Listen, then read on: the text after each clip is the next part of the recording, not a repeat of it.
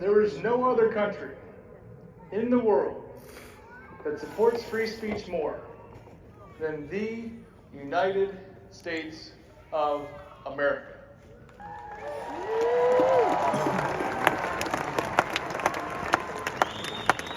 In this country, you are free to say most anything you want to. How important is speaking?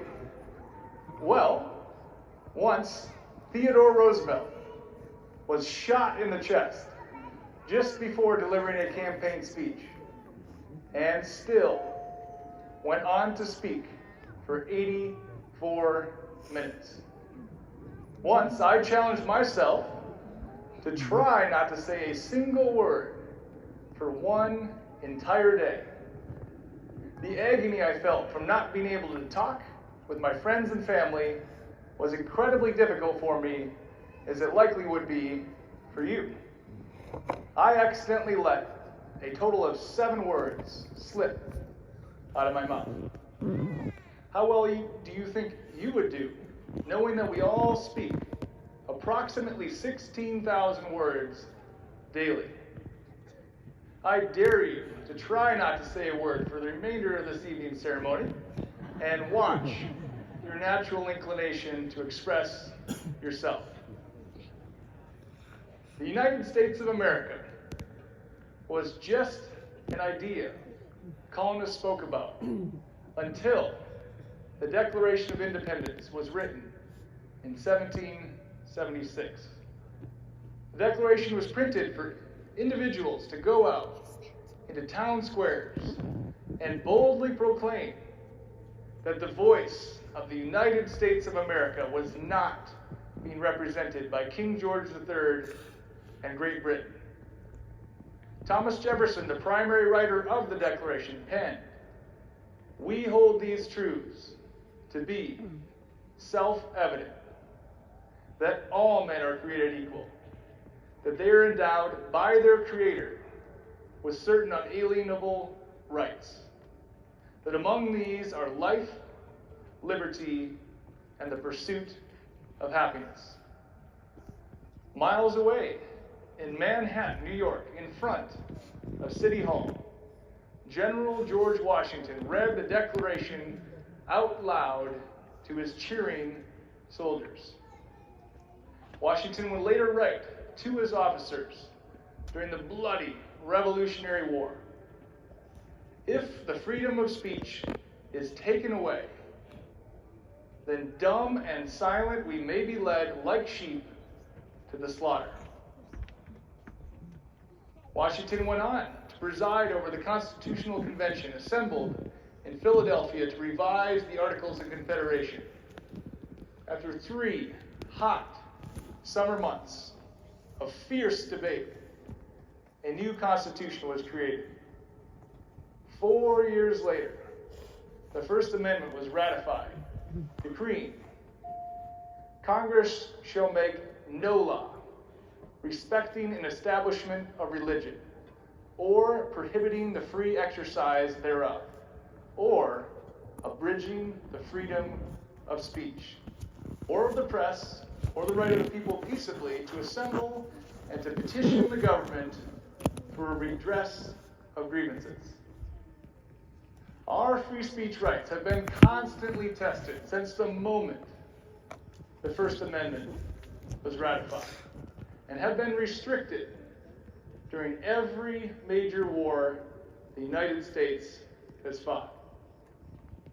For example, during the Civil War, Abraham Lincoln had to repeal his own Army general's printing ban of the Chicago Times newspaper, which had written words seen by that general as disloyal to the Union cause.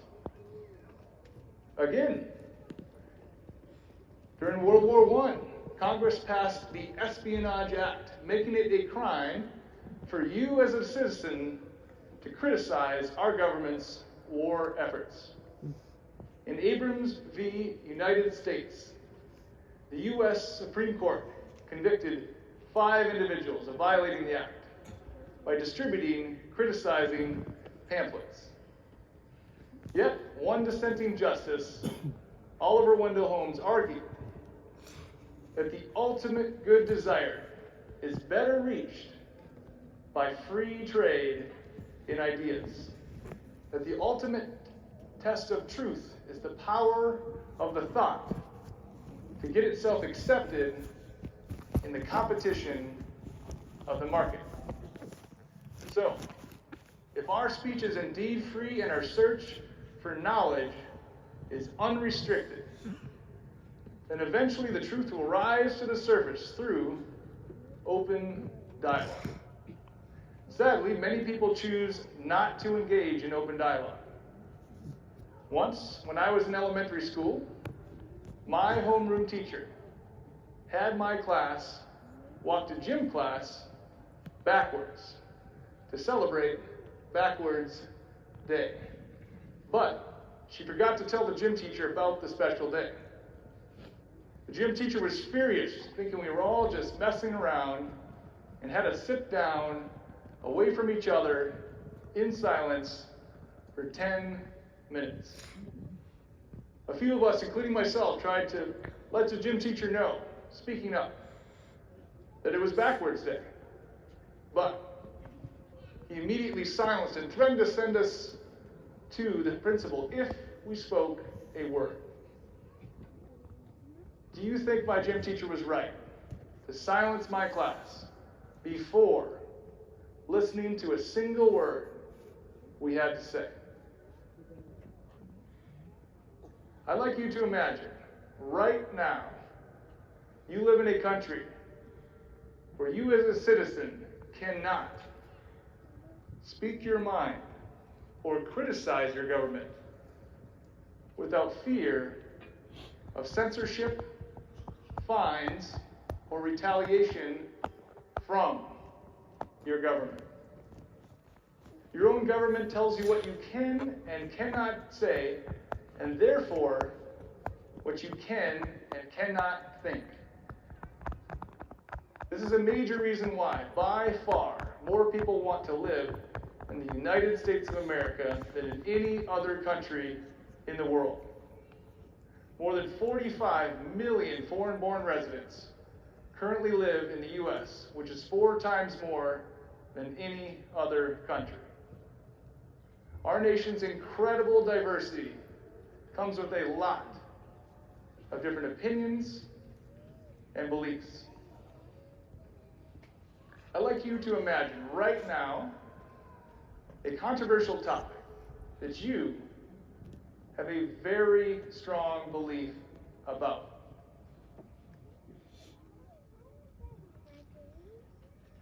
Now picture someone saying something directly opposing your belief.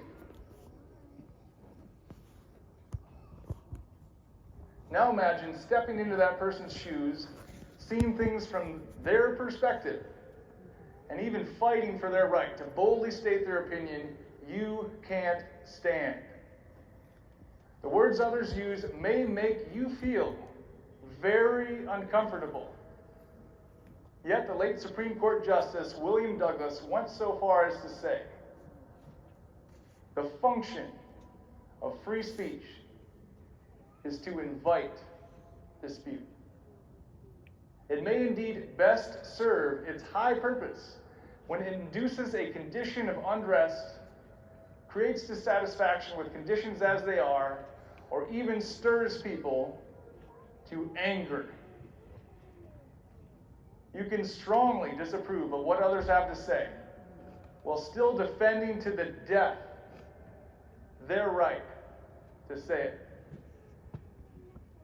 America is still the land of the free and the home of the brave, as long as we listen to Thomas Jefferson, who warned, all tyranny needs to gain a foothold is for people of good conscience to remain silent. Never forget that you can lose your freedom to speak by not speaking. I challenge everyone here to speak out for liberty and justice for all. I challenge you to say the words you are currently afraid to say, but know deep down in your soul that you should say. Find your voice. Use it for good. Speak now, or forever hold your peace.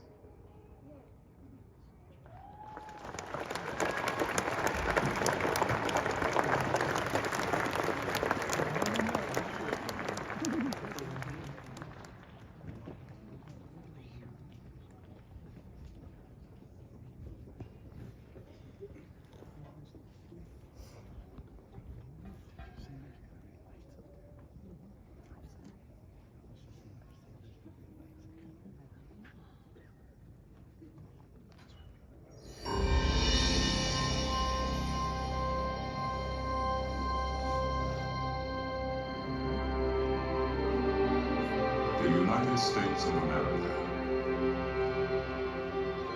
It's hard to imagine, but not long ago, this great land of ours was pure wilderness.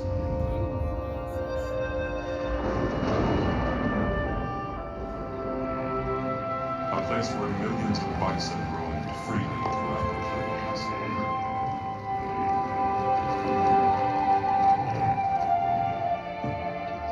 And those who lived off the land revered it as sacred ground. Yet this country would face a dramatic change, quickly becoming the most advanced nation in the world, in technology, in peace, and in power. From its inception, the United States has shaped itself under the guidance of strong leaders who have taken risks, stood up to adversity, and never let go of their vision for a better country. Mount Rushmore reminds us of them, and the countless Americans who have made great sacrifices to ensure a lasting legacy of our country. Freedom. We strived for it. We died for it. We live for it.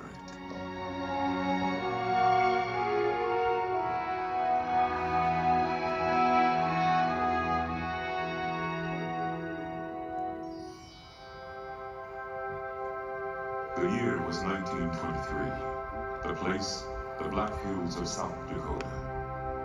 State historian Don Robinson proposed that these granite outcroppings could be the site of an enormous monument dedicated to the heroes of the West, such as Lewis and Clark and Chief Red Cloud.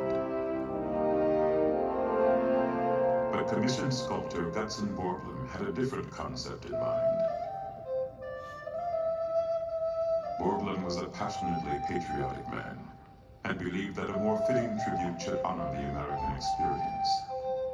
A memorial that would represent our ideals, our dreams, and our accomplishments as a country. A memorial that would convey a spirit of patriotism.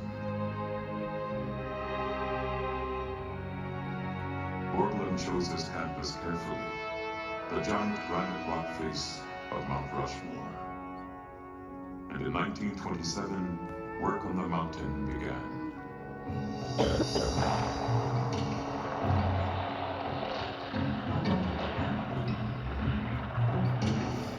Borglum assembled a team of local miners, ranchers, and lumbermen to help with construction.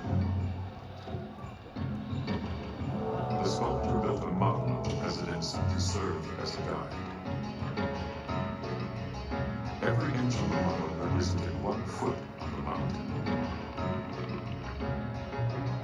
Year after year, Borglum and his crew hung perilously up the side of the mountain, drilling and blasting their way to reach granite solid enough for carving.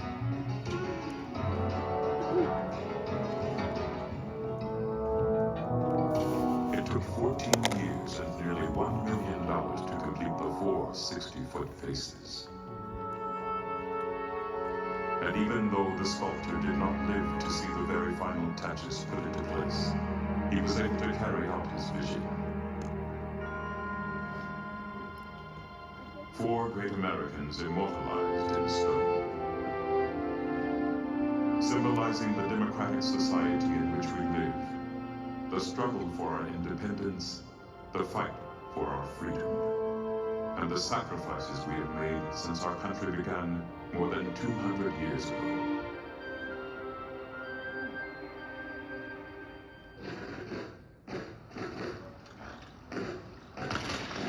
It was a time of rebellion and of war. It began as an uprising against British rule and turned into a full-fledged crusade for personal freedom and national independence. The American Revolution. From 1775 to 1783, up to 250,000 patriots engaged in battle. Even during the toughest times, when the Continental Army seemed undisciplined and ill-equipped, one man's courage and determination ultimately led the troops to victory over the British. The future father of our country, George Washington.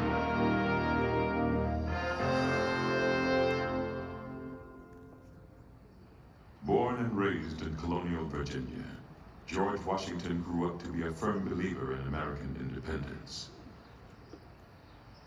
Even though his heart yearned for quiet family life at his Mount Vernon home, his deep commitment to the Republic made him answer the call of his country time and time again. As general, Washington became an instant hero throughout the colonies. The public was so enamored with him that many people wished that he become king. But Washington scoffed at such an idea. The army must serve the country, but not rule it. Express your utmost horror and detestation of the man who wishes to overturn the liberties of our country. George Washington, 1783.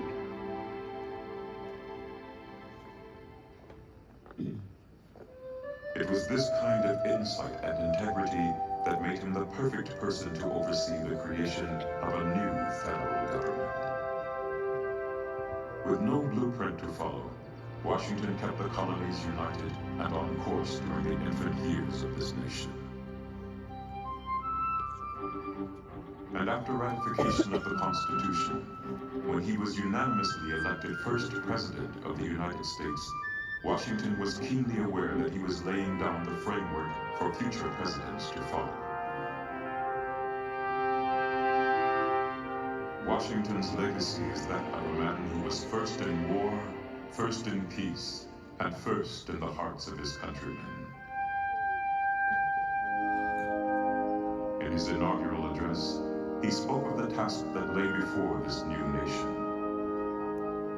The preservation of the sacred fire and liberty, and the destiny of the Republican model of government, are justly considered as deeply, perhaps as finely at stake, on the experiment entrusted in the hands of the American people. George Washington, 1789. George Washington welded this union, but it would take another great visionary to expand it. Thomas Jefferson, 3rd President of the United States. We hold these truths to be self-evident, that all men are created equal, that they are endowed by their Creator with certain unalienable rights. But among these are life, liberty, and the pursuit of happiness. Thomas Jefferson, 1776. Thomas Jefferson was the voice of the American people, inspiring patriots with his carefully crafted words written in the Declaration of Independence, the document that gave birth to our nation. It was also Jefferson who fought for religious freedom and the democratic notion that people should have a say in government, two very American principles we cherish today. Thomas Jefferson always thought of himself more as a scientist or scholar than as a politician. And it was this quest for knowledge that played a role in the greatest achievement of his presidency. In 1803, Jefferson acquired the French lands west of the Mississippi in the Louisiana Purchase, which doubled the size of the country. In an effort to find out what America now owned, Jefferson sent Meriwether Lewis and William Clark on their famous expedition out west. It was an exciting time of discovery for new Americans.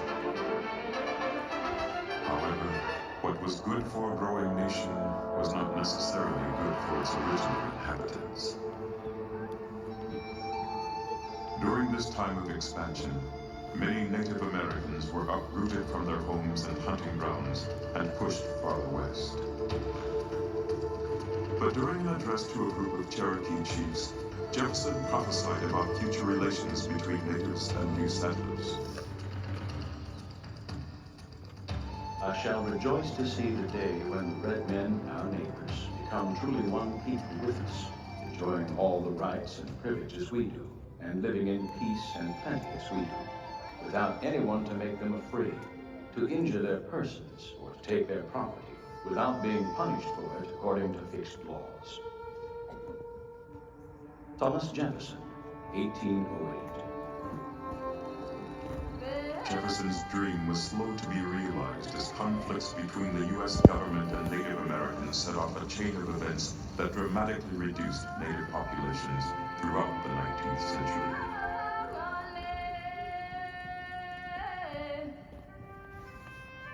Thomas Jefferson believed in the promise of America and had faith in the American people. But this faith would truly be tested nearly 60 years later, when the Republic came dangerously close to unraveling. The Civil War was the most tumultuous period in American history. The differences between the states had deeply divided the nation, pitting brother against brother on American soil. But it was the determination of one man to keep the United States united. Abraham Lincoln, our 16th president. Abraham Lincoln was a self-made man of great character, a frontiersman who came from humble beginnings. When Lincoln was inaugurated in 1861, he faced more adversity than any other president in U.S. history. Many southern states had withdrawn from the Union. And even though Lincoln opposed war, he warned the South in his inaugural address that he would take whatever measures necessary to stop the rebellion. In your hands, my dissatisfied fellow countrymen, and not in mine, is the momentous issue of civil war. The government will not assail you. You have no oath registered in heaven to destroy the government, while I shall have the most solemn one, to preserve, protect, and defend it. Abraham Lincoln, 1861. The Civil War raged on for 4 brutal years. But Lincoln stuck to his commitment to democracy. His main objective was to save the Union, and he also strongly believed in freedom for all Americans. Until slavery was abolished, Lincoln felt the U.S. could never truly be the home of the free.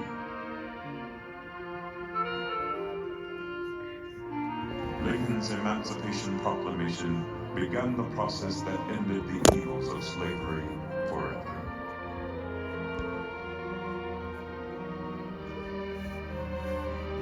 over 500,000 Union and Confederate soldiers lost their lives in the Civil War.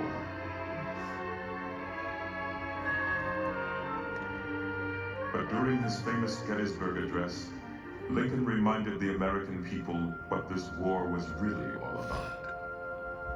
That we here highly resolve that these dead should not have died in vain, that this nation under God shall have a new birth of freedom, and that this government of the people, by the people, for the people, shall not perish from the earth. Abraham Lincoln, 1863. Over the next 50 years, the United States would go through a dramatic transformation.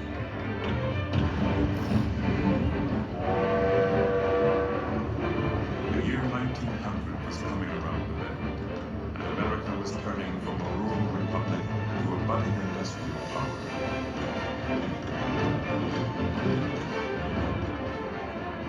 It was clear that this new century, which burst with hope, needed a fresh start and a fresh approach. It was Theodore Roosevelt, our 26th president, who led the way. Is America a weakling? To shrink from the work of the great world powers? No!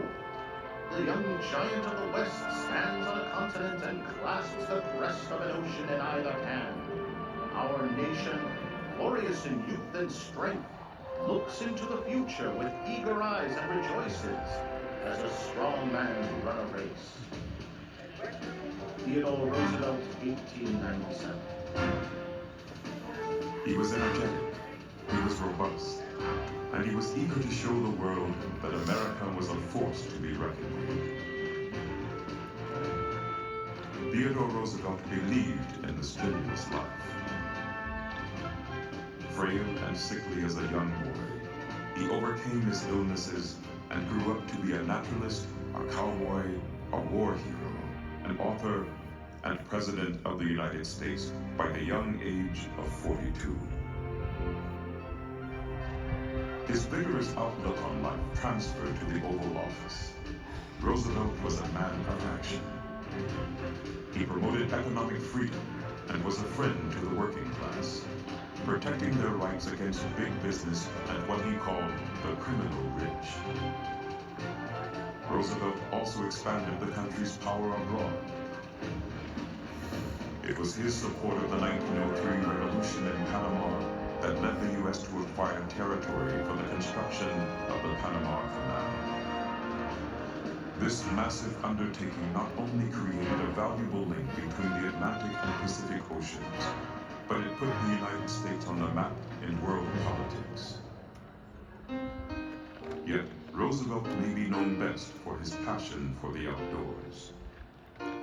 He was vocal about conservation, and through the power of his presidency, he provided federal protection for almost 230 million acres of land.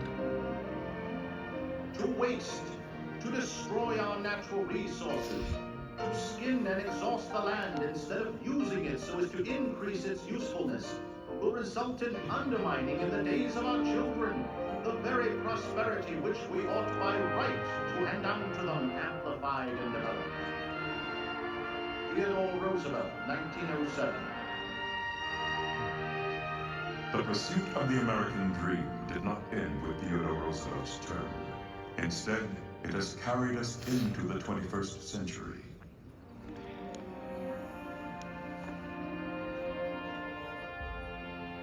Throughout history, countless Americans have made great sacrifices so that we can enjoy the freedoms of this land. The only thing we have to fear, I have a dream today, not what your country can do for you. The same freedoms guaranteed in our Constitution and Bill of Rights. The same freedoms millions of people have sought since the first immigrants arrived over 200 years ago.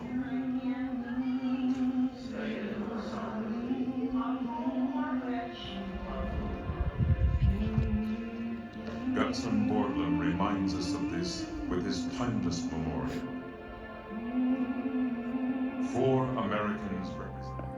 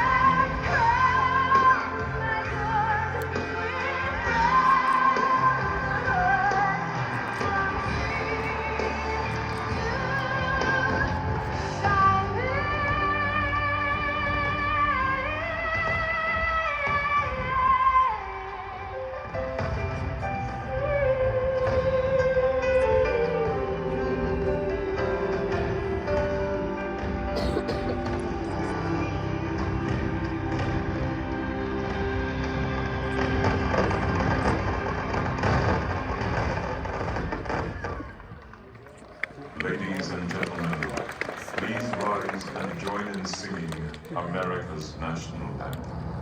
Oh, say, can you see by